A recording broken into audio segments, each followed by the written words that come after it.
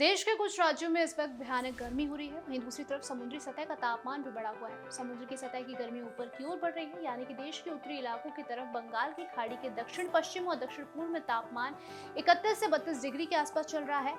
इतना गर्म होने का असर जो है मानसून और बारिश के ऊपर भी देखने को मिलेगा। इससे समुद्री जीवन भी प्रभावित हो सकता है और ट्रॉपिकल सिस्टम में भी बुरा असर देखने को मिलेगा।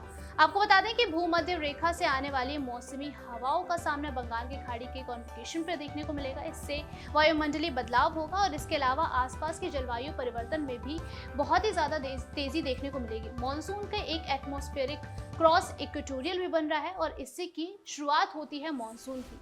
आपको बता दें कि बंगाल की खाड़ी की वजह से ट्रॉपिकल सिस्टम जो है वो विकसित हो रहा है और आसपास के इलाकों में इसका असर लगातार देखने को मिलेगा। वहीं आपको बता दें कि जब जब बंगाल की खाड़ी में मानसून में कोई भी बदलाव होता है तो इसका असर जो है वो उत्तरी भारत पे देखने को मिलता है।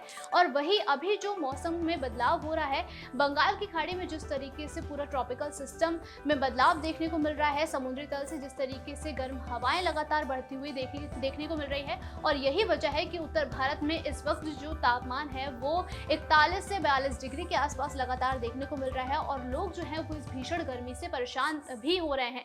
इसके अलावा आपको ये भी बता दें कि इस मौसम में लगातार ये जो पूरा इकोसिस्टम, ये जो पूरा ट्रॉपिकल सिस्टम जिस तरीके से डिस्टर्ब हुआ है, ये कहीं ना कहीं हमारे नेचुरल वेदर को भी बहुत ज़्यादा प्रभावित कर रहा है। क्योंकि आपको बता दें कि जब जब मौसम इस तरीके से बदलाव देखने को मिलता है तो इसका सीधा असर बारिश जैसे जो मानसून आता है उस पर भी देखने को मिलेगा। जैसे कि आईएमडी की तरफ से पहले भी इस बात की भविष्यवाणी की गई थी कि इस बार जो है मानसून जो है वो देर से आएगा और जिस तरीके से एक औसत बारिश दर्ज की जाती है उससे कम जो है वो इस बार बारिश दर्ज की जाएगी। क्योंकि हमने शुरुआती दौर में भी देखा, जब हम गर्मी की तरफ लगातार बढ़ रहे थे तो उस वक्त भी हमने देखा था कि सर्दी खत्म होते होते पहाड़ी इलाकों पे जिस तरीके से बरसात देखने को मिल रही थी, वो भी बरसात जो है वो पहाड़ी इलाकों पर बहुत ही ज़्यादा दिनों के बाद में शुरू हुई थी, जिसकी वजह से ये जो पूरा सिस्टम था वो डिस्टर्ब हो गया था। और इस सिस्टम के डिस्टर्ब होने का असर जो है वो अभी से देखने को मिल रहा है, क्योंकि गर्मी की शुरुआत ही है और इसी शुरुआत में ही तापमान जो है वो अपनी हाई पे पहुंचा हुआ है।